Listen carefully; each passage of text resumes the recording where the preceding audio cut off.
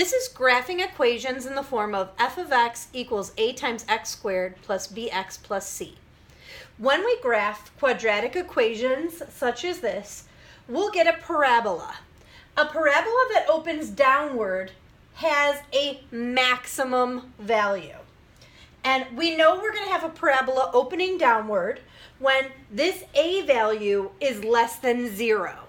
When the number we're multiplying by our x squared is less than 0, it opens downward. The y-coordinate of this maximum is called our maximum value. A parabola can also open upward. If this a value is greater than 0 here, we're going to have a parabola opening upward, and it's going to have a minimum. The y-coordinate of this minimum is called our minimum value. So when graphs open upward, a is greater than 0. When a graph opens downward, the a value is less than 0.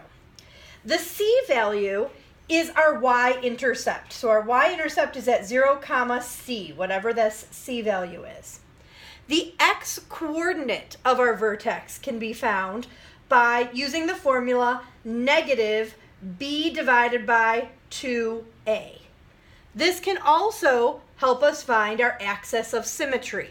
The axis of symmetry is always at x equals negative b divided by 2 times a.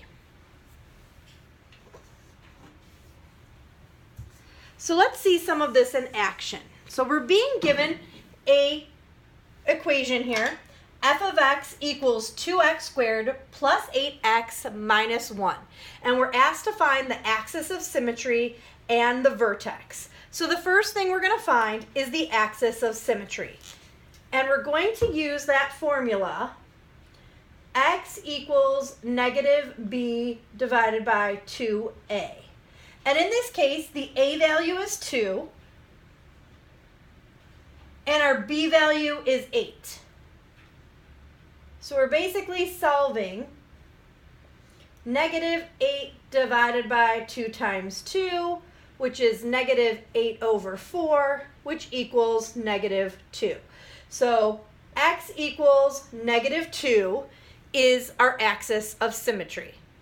Now, since we know that our vertex is going to lie on our axis of symmetry, this is the x-coordinate of our vertex. Our vertex is at negative 2, something. Well, to find our y-coordinate, I can input negative 2 into my equation. So I'm going to do 2 times negative 2 squared plus 8 times negative 2 minus 1. So here I get 4 times 2 is 8. Here this is negative 16 minus 1. So in total I get negative 9 as my y-coordinate. So my vertex is at negative 2, negative 9.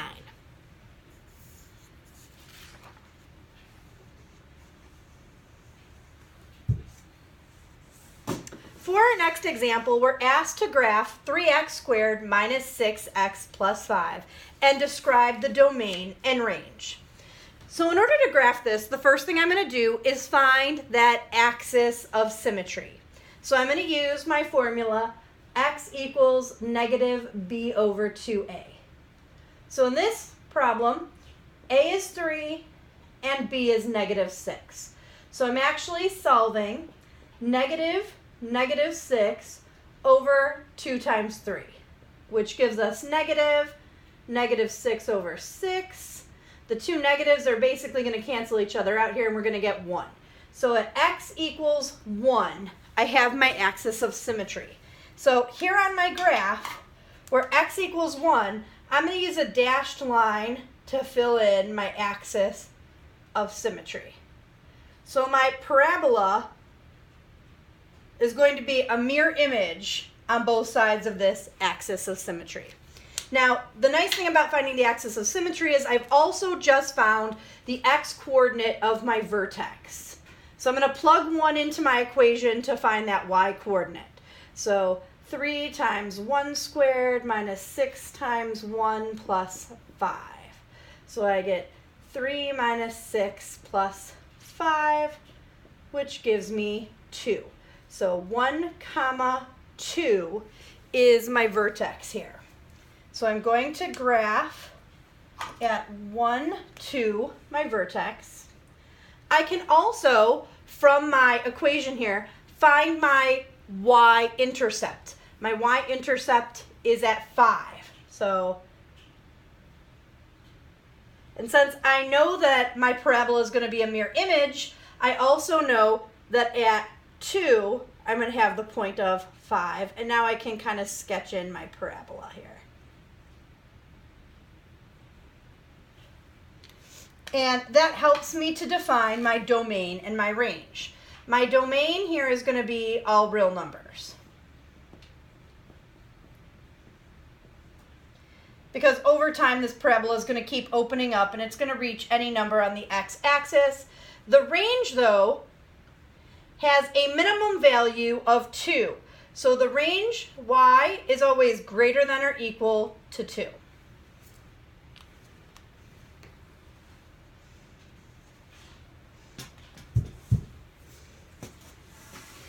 Here we're being asked to figure out whether this quadratic equation has a minimum value or a maximum value, and then we're being asked to find that minimum or maximum value. Well, the number that I want to look at to determine if it has a minimum or maximum is the a value. So in this case, our a value is -4, and that tells me that this is going to open downwards when I have a negative, which means that it will have a maximum value. There's going to be a maximum to this parabola. So now I need to find the actual vertex here. In order to do that, the first thing I'm going to do is find that axis of symmetry using my formula x equals -b/2a. So in this case, a was -4 and b is -24. So I'm plugging in -24 over 2 times -4. So I get negative, and it's going to be -24 divided by -8. In this case, that gives me -3. So my vertex starts with an x-coordinate of 3. So I'm going to have to plug 3 into my equation to get the second part of my vertex. Sorry, not 3, -3. There we go. So I'm going to plug -3 into my equation to get the y-coordinate of my vertex. So it's going to be -4 times -3 squared minus 24 times -3 minus 19. So this is going to give me -36. This is going to give me plus 72 minus 19. So my grand total here is going to be positive 17. So positive 17, this is the y value of my vertex. So 17 is the max value.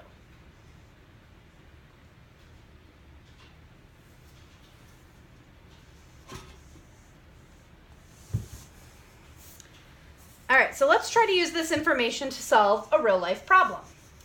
The suspension cables between the 2 towers on the Mackinac Bridge in Michigan form a parabola that can be modeled by y equals 0.000098 squared minus 0.37x plus 552, where x and y are measured in feet.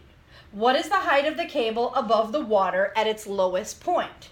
So I know that this bridge is a parabola shape, and I know that it's going to open upwards because this is a positive a value, which means that our parabola is going to open upwards. So we're going to have a minimum value, and we're looking for, at that minimum, how high this bridge is above the water.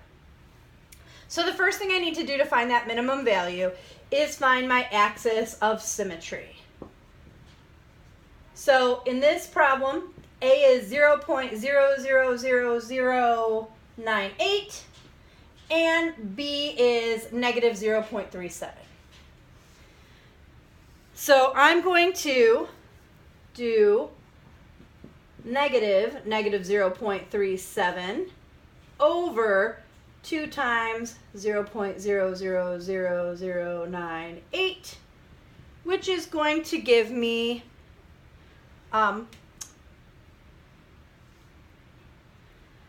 approximately, it's going to give me negative, and this is going to give me about negative 1,888. Since I have the double negative there and they're going to cancel out, it's about 1,888. And I'm just rounding to the nearest whole number here because otherwise I'll have a very long decimal. So I'm going to plug in 1,888 to find that y coordinate of my vertex. So I'm plugging in 0.000098 times 1,888 squared minus 0.37 times 1,888 plus 552. All right, so using my calculator, here I get 1,888 squared times 0.00098, 0.000098. I get approximately 349.325312. 0.37 times 1,888, I get about 698.56, and then I'm adding 552. So in total, nearest whole number, this gives me about 203. So my vertex is at about 1,888, 203. So the minimum value is 203, which means that at its lowest point, this bridge is 203 feet above the water.